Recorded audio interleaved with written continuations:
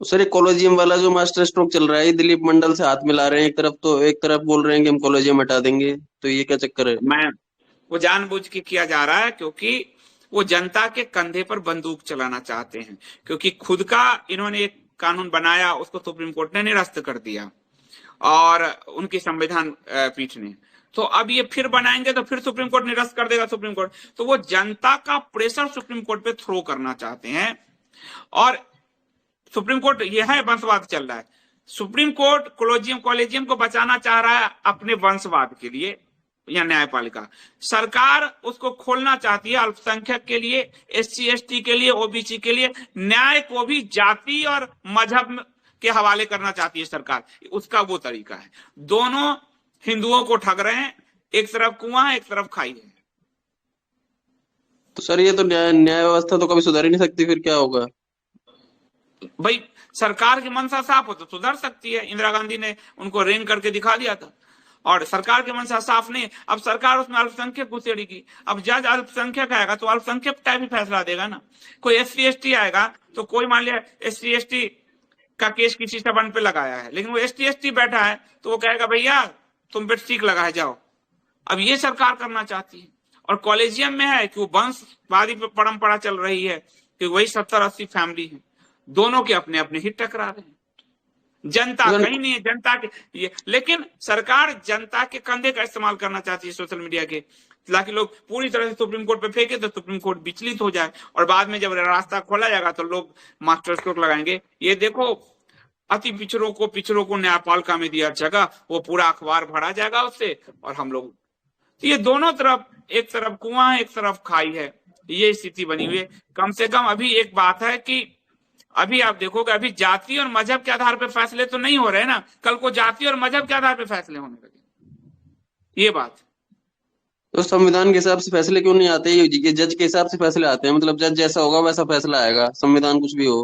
अब तो ये तो तो ये ऐसा हो आपके, गया। वो तो बस व्यक्तिनिष्ठता है ही। ये तो मैं कई बार कह चुका हूँ, ये व्यक्तिनिष्ठता तो है ही, वो तो दिखता ही है। एक जज वही फैसला कुछ दे के गया है। वही अभी आपको मैंने एक बेंच का बताया जिसने कहा अश्विनी उपाध्याय के याचिका पे कि भैया ये कि हिंदू अल्पसंख्यक हो रहे हैं, धर्मांतरण हो रहा है, खत्म, खारिज करो, जुर्माना लगाऊंगा। दूसरे बेंच ने कहा ये देश के लिए खतरा है धर्मांतरण, इस पे सरकार क्या कर रही है। दोनों सुप्रीम कोर्ट की बेंच। तो जैसे जैसे हिजाब वाले पे मामले पे दोनों का अलग अलग आया था। एक बोल रहे थे कि हिजाब अच्छा है, एक कह रहे थे खराब है। देखो, स्प्लिट जजमेंट। व्यक्ति, जो ब्रिटेन की न्याय व्यवस्था जो यहाँ कॉपी की गई है, वो व्यक्तिनिष्ठ है, वस्तुनिष्ठ नहीं है। वो ब्रिटेन की सोवर्जिनिटी, उनकी सुरक्षा, उनके शासन, उनके उपनिवेश की रक्षा करने के लिए बनाए गए थे। वो आज वही न्याय, सरकारों को, न्याय व्यवस्था को की रक्षा करने के लिए बनाए। न जनता तब था, न जनता आज है।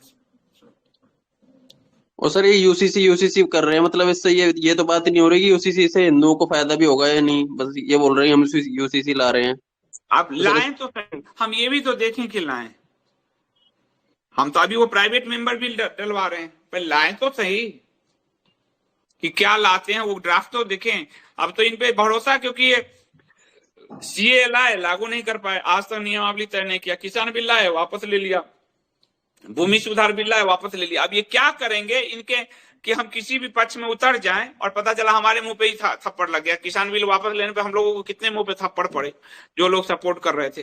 तो जब तक ये कुछ नहीं करते हैं, इनकी किसी बात पे बोलना ठीक नहीं है। सीए के लिए हम लोगों ने कितनी लड़ाई लड़ी, सरकार के पक्ष में हम हर तरह के चीजों के किए, और हमको लगता था हिंदुओं को अधिकार दिया कम से कम, जो लोग पीड़ित हैं। बाद में उसको नियमावली ही नहीं लाए वो, और हम सबको हवाले कर दिया वामपंथियों के और मक्कारों के। तो जब तक ये कुछ नहीं करते, इन पे लाते हैं, लिखित में कुछ नहीं होता इन पे, इनके पक्ष में बोलने का। अपना टाइम, हमारा कल का जो दिन बीत गया वो तो अब जीवन में आएगा नहीं। अब वो कल हमारा 10 दिसंबर बीत गया, 10 दिसंबर 2022, अब वो जिंदगी में मेरे तो आएगा नहीं। तो हमारा पूरा दिन तो इस नेता के चक्कर में चला गया इन सबके। और इन्होंने बस अपना मास्टर स्ट्रोक खेल लिया।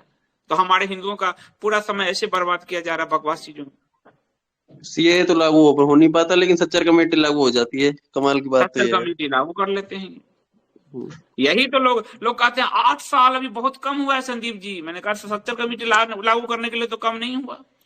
सरकारी नौकरी में अल्पसंख्यकवाद घुसाने के लिए तो कम नहीं हुआ। रघुनाथ मिश्रा आयोग का ही जो संस्तुति है उसी पर आप बालाकृष्ण आयोग पैनल बना रहे हो, उसके लिए तो कम नहीं हुआ। सब जगह आप मुस्लिम भरते जा रहे हो, उसके लिए तो आपका समय कम नहीं हुआ। तो ये बहाने बहुत तरह के होते हैं और कोई भी गवर्नमेंट आएगी, अब मेरा डेडिकेशन है इस विचार को लेकर कि कोई भी गवर्नमेंट आएगी वो ग्लोबलिस्ट एजेंडा को ही पूरा करेगी।